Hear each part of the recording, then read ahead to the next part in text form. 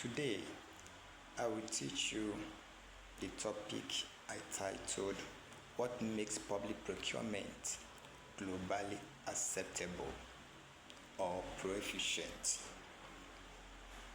There are hallmarks that makes public procurement proficient or globally acceptable. These hallmarks are, I will outline them. 1. Economy. 2. Fitness for purpose. 3. Fairness. 4. Efficiency. 5. Reliability, transparency, and the 61. Accountability.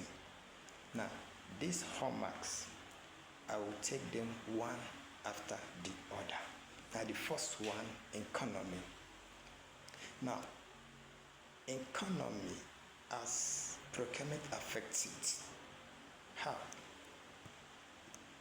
We understand that public procurement simply means acquisition of either works, goods, or services with public fund and for public interest. That makes it an investment, either in the life of people or in the economy of a nation. Now, when this item, be it goods or works, is being purchased at the best possible value, and then the item is being procured from the right source and the right quality. Listing, very, very important. Very, very important in public procurement. Quality. Quality. Listen again. What is more important in procurement is quality, not cost. Quality is important. Quality is important because it is quality that assures value for money. So, you don't go for cheap item that will not last 2 or 3 months and then they are all going bad. Then there is no value for money. The economy is affected badly. So when you are spending money, or when money is to be spent by a PE, the PE should ensure quality. You go for quality. Since it is for public interest, you go for quality. And when that quality is achieved at the best possible cost of ownership, then there is value for money procurement. Now, the next one is fit for purpose. You see, when you procure either the goods or the works or the service, and then this item which you procure is capable of meeting its purpose for which it is purchased, or the work which is purchased is capable of addressing that challenge, then that procurement fits for purpose. Now, when procurements add value to the economy, it is when that procurement fits in a purpose. When it meets a purpose, when there is a need which that procurement is providing a solution. Like I told you initially, that public procurement is all about investment in the life of people and economy. So when that procurement have a purpose, is able to address a challenge, then that procurement is uh, is a very proficient procurement when it has a need that it is meeting. It has a need. It has a need. Listen again. When the procurement has a need that it is addressing, then that procurement is proficient. So then the next one is efficiency. What is efficiency in procurement? It simply means producing positive results without unnecessary or protracted delay. When there is no unnecessary delayance. For example, in some MDAs, you find out that when the interest of one or two persons in that MDA is not carried along in a particular procurement, you see those that feel aggrieved, they will become a stumbling block against that procurement, against the smooth running of that procurement, causing delay in that procurement. When this is allowed, then there is no proficient procurement. For such a practice should not be tolerated. Procurement should be sound, devoid of personal interest. The public interest is one, and it is the primary interest that should be carried along.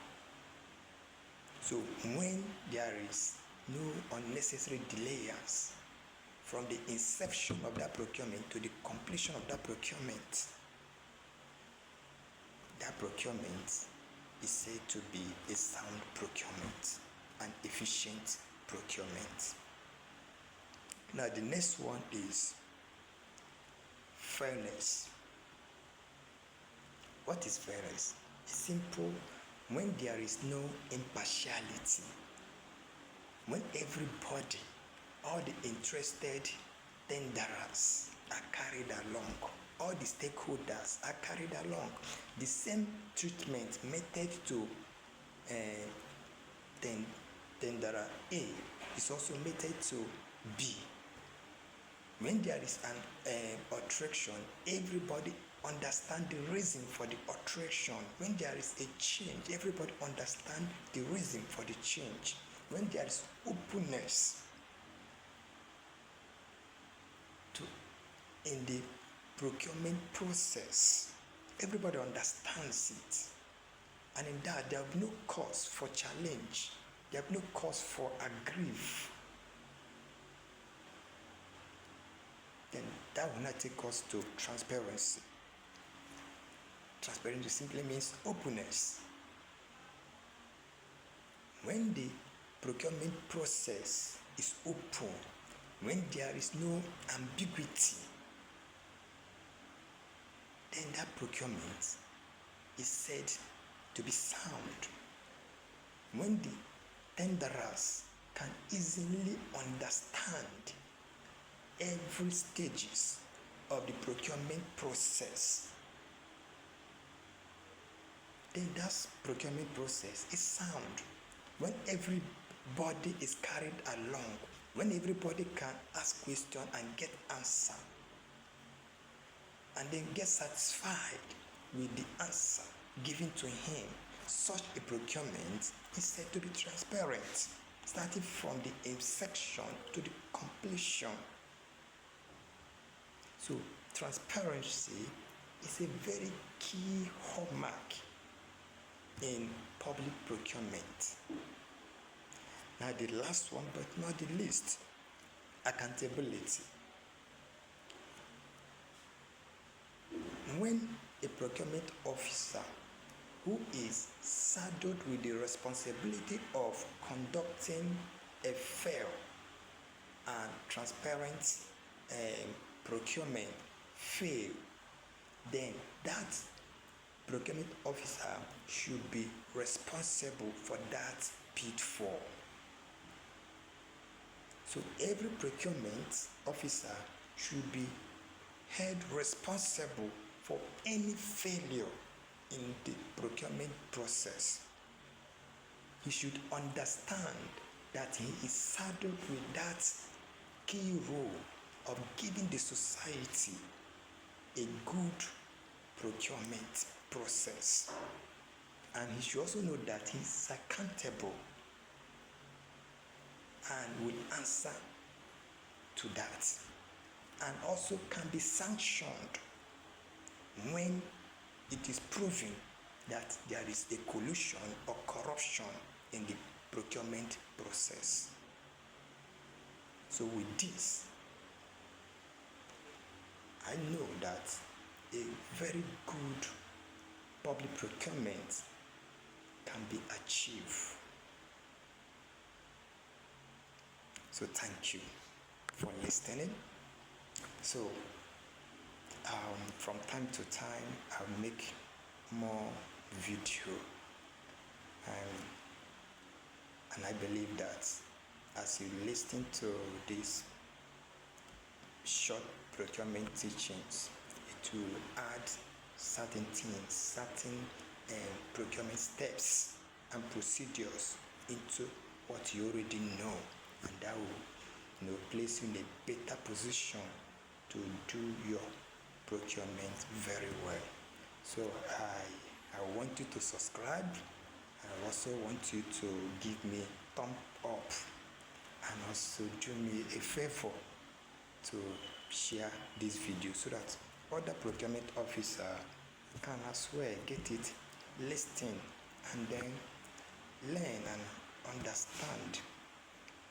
You see, procurement is a new discipline. It's still coming up. So if we help share it, more people will get to learn, and that will help us in our public sector. You see, government is all about procuring things. So if we help them to do it right, there will be less collusion and corruption. So do me a favor, share, thumb up, and subscribe. Thank you. I didn't tell you my name. My name still remains Frank Uchechukwu. Thank you very much.